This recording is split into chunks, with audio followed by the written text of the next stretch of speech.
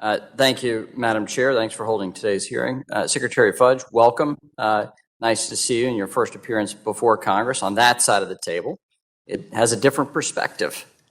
I must begin today by asking, where is Treasury Secretary Yellen? I sent the chair a letter last week asking the Treasury Secretary join us for today's hearing, but it looks like they couldn't make that happen. Maybe Secretary Fudge can shed some light on the most pressing issue in housing at the moment for the federal government, and that is in regards to the rental assistance program. I know millions of renters across the country and across the income spectrum would like some answers. Look, Madam Chair, we're on a deadline. The Biden administration's eviction moratorium ends on July 31st. The CDC has already said no more extensions. So what are people supposed to do? What is the plan? Last December, Congress provided $25 billion in emergency rental assistance. Democrats then added another $21 billion this year for the exact same purpose. That is $46 billion. This might not sound like a lot of money, considering what the Democrats are talking about and spending $3.5 trillion on the progressive agenda with the next budget. But I assure you, if the Americans who have to decide next month whether they want food for their family or to pay back rent, it certainly is.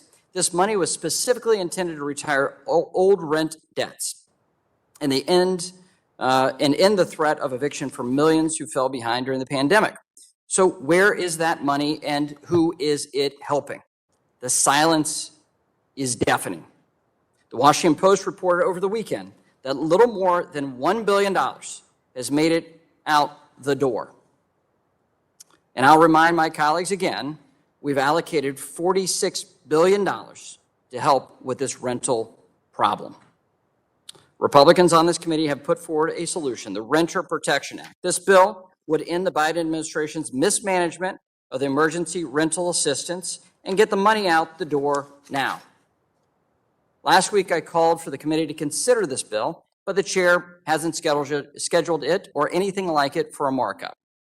Okay, so what about this hearing? What about a hearing?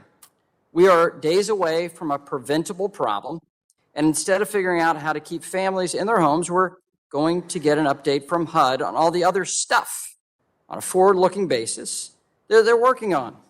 This is government at its worst. It's clear Democrats would rather talk about anything but the rental assistance program and resolving old rental debts. Not to mention, with this level of mismanagement and lack of transparency, I can only imagine the amount of waste, fraud, and abuse of taxpayer dollars we'll have to address. But lucky for us, we have no information. So hear no evil, see no evil, I guess, is the approach right now. Fortunately for this hearing, HUD has a statutory obligation with respect to transparency of these funds.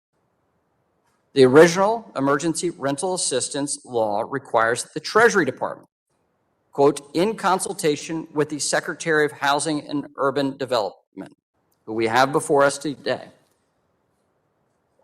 is to provide public reports on the use of the emergency rental assistance program.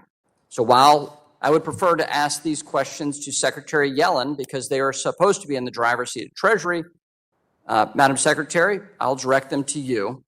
And my questions here regard the mismanagement of this program and why less than 4% has gone to help renters. 96% has been unallocated.